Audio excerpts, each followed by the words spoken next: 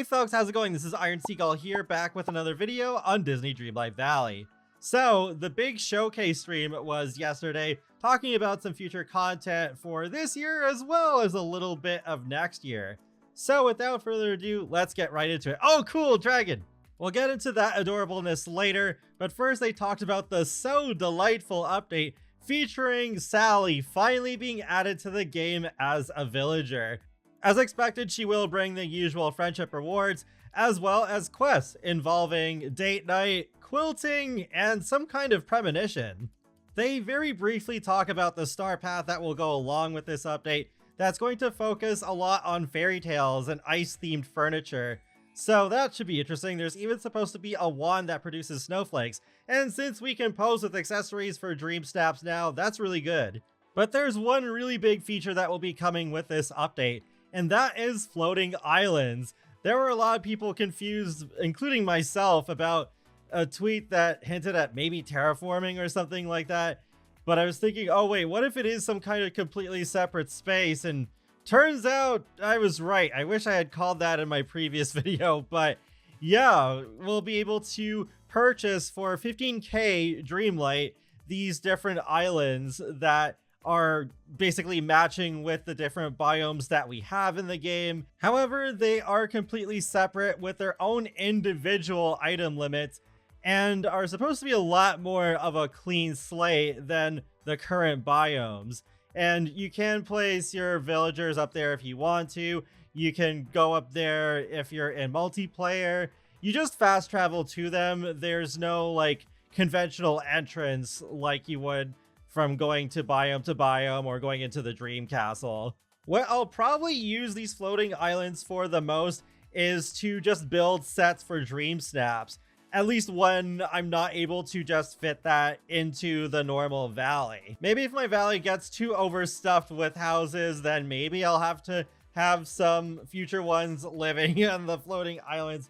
But it would be nice if they could expand the actual biomes, because especially the Plaza and Dazzle Beach I have the most problems with in terms of space. I feel like they're both way too small. But look, item rotation is going to be expanded. Instead of just the 90-degree angles we've been having, now we have 16 points of rotation to work with. So it's not completely free placement, but it's a heck of a lot better than what we have right now. And they are still going to work on this to incorporate that into fences and pathing. Then they confirmed that this free update is coming out on December 4th. So seems like a pretty good update. I still wish we would get off-grid item placement too, so that it's easier to center things, but maybe next year will be the year for that. And actually, I wasn't meaning to segue like that, but here's the free content roadmap for the first half of 2025.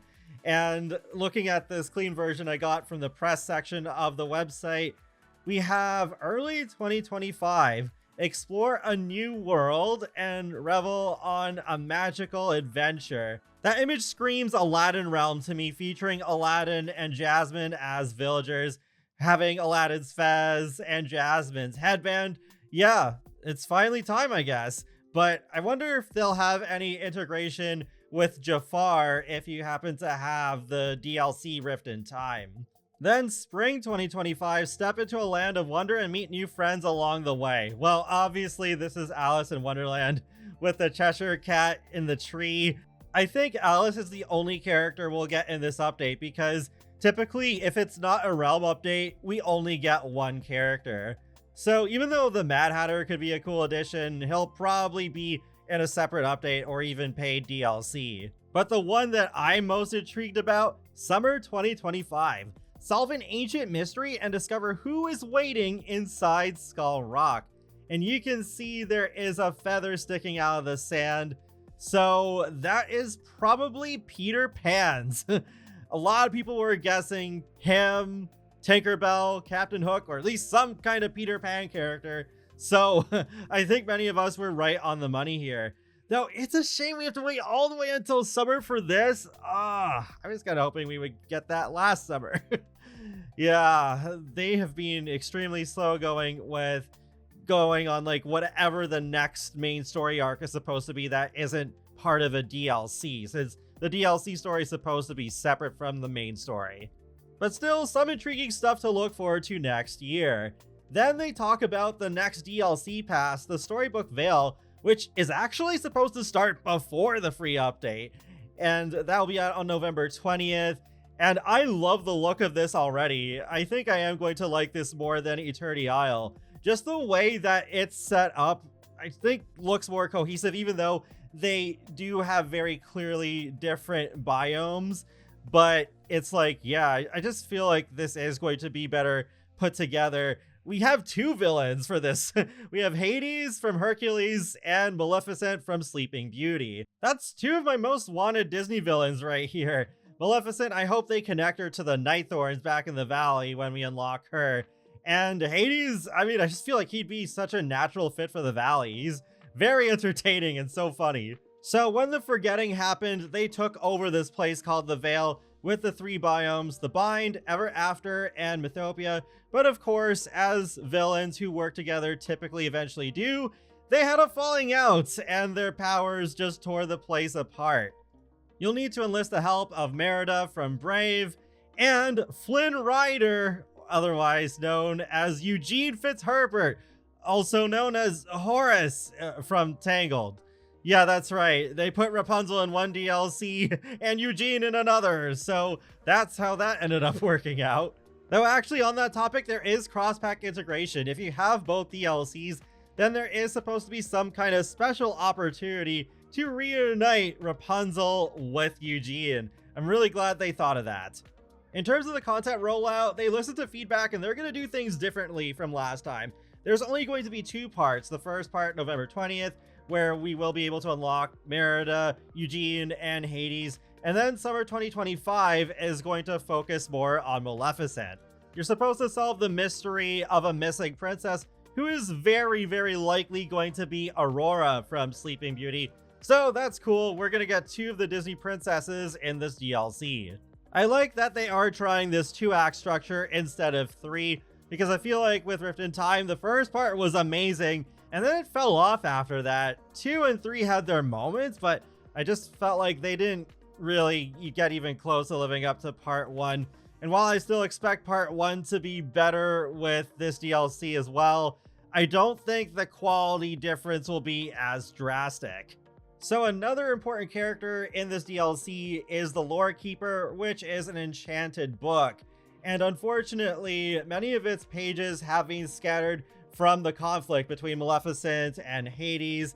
And these missing pages have taken on the forms of these cute origami creatures that you use this royal net to catch. So I guess it was only a matter of time before we got a bug net-like tool in Dreamlight Valley, but here it is. Not sure if I'll like it as much as the Royal Hourglass, but use the royal net to catch these origami creatures called snippets, and use said snippets to aid you to complete this new minigame, which is involving tapestry, referencing these Disney films. And once you put the puzzles together, then you'll unlock them as actual in-game items to decorate with, so that's cool. But I don't know if I'll like this as much as Scramble Coin, because it seems then once you solve these puzzles, it's over, right? Then you won't be able to play these puzzles ever again. Or at least that's how I understand it. Maybe there's something I'm missing here, or there's some other aspect that they haven't revealed yet. Like with Scramble Coin, even after you have managed to collect all the pieces, you can still keep playing it if you want, but then I don't see how they would do that with these puzzles. So that's the part of the Storybook Veil DLC that I'm most skeptical about. But one thing they did better than Eternity Isle is they actually adjusted Chez Remy and Scrooge's shop to fit in better with their surroundings. Now let's talk about the critter companions. There will be one unique type per biome. So in the bind will be owls, and then as a nod to Maleficent, we're gonna have mini dragons and Ever After. Oh my gosh.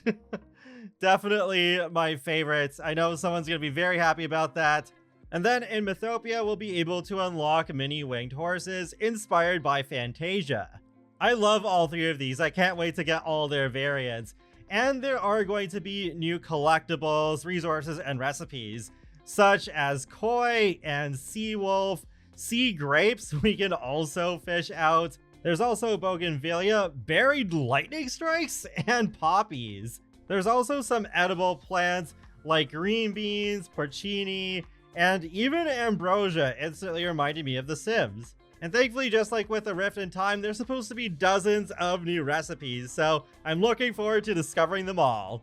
Next, I will make my best attempt to explain the ways that you can get the new DLC. However, right now, there is the Gold Edition still available. That is a bundle of the base game, expansion pass for a Rift in Time, plus a few really cute bonus items where this is the only way of getting those items. But that Gold Edition is leaving stores on November 20th at 5 a.m. Eastern Time to make way for the new bundle. That, of course, is the Enchanted Edition, which includes the base game and both expansion passes so far, plus a new wave of bonus items replacing the previous ones, which I think also look really amazing. That house style and the clothing and the really cute baby Pegasus. Yeah, I definitely want all that. You also will get a bonus of 18,000 moonstones if you get this bundle. So if you haven't bought the game yet, this might be a good way to go, at least if you're pretty positive that you are going to play this game a whole lot, because it's definitely a lot of content to get all at the same time. For those of us who already have the first expansion pass, then we can still buy Storybook Vale as its own thing, both as a standard edition and the magical edition, which will be our chance to get those bonus items. However, which way you get this DLC, there's still more bonus items to get if you play the Storybook Vale by November 30th at 11:59 p.m. Eastern Time, which is the Keeper of Lore outfits. And I think that actually looks really cool. It gives me very strong steampunk vibes. And then here is the chart for all of the different editions with the prices in US dollars at the bottom. I know that can look really confusing at first glance, but basically you do have some options if you're just about to buy the game for the first time. And don't worry, if you already have the first DLC and the base game, it is still possible for us to buy the second expansion pass by itself and still get those really cute bonus items. By the way, I highly recommend getting the first expansion pass if you don't already have it, since there is a pretty decent sale on it right now. I bought that at full price, and I still feel like I got my money's worth out of it. That pretty much wraps up the stream. There are a few bonus codes that they gave out for some free redeemable in-game items that I'll have in the video description below. And to sum it up, we're getting the DLC first for Storybook Vale, the first act, on November 20th. And then later on December 4th, we're going to be getting the next update with Sally called So Delightful.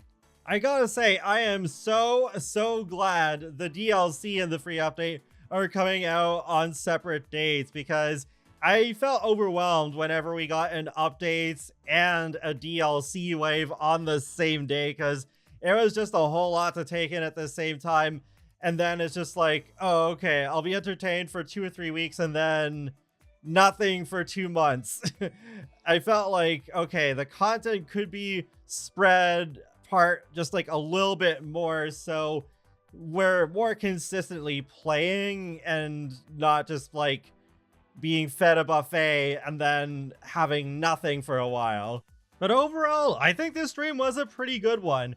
I was still honestly hoping for more in terms of quality of life updates, but there could still be more coming with the December 4th update that we don't know just yet. But the new DLC looks quite good. I love the aesthetic. I love the characters that we're getting, and what we've seen of the other content so far, like the new critter companions and the recipes and collectibles. I'm just not really sure about the whole puzzle minigame, if that's going to have a whole lot of replay value or any at all. But I think overall, this could top the first one. So I'm looking forward to playing this game more again, and actually we do get a glimpse in a second here of Eugene's house, so it makes sense that he has a separate place from Rapunzel since they're in different DLC passes. Even though Eugene just lives in the castle entangled after the movie ends, but yeah, it makes sense they had to do something different, and I think his house kind of fits with the general Tangled aesthetic. That's all I have to say for now, so feel free to let me know your thoughts on this stream in the comment section below, and be sure to subscribe if you'd like to keep up with my latest gaming content. I will talk to you all later, and have a great day. Thanks for watching.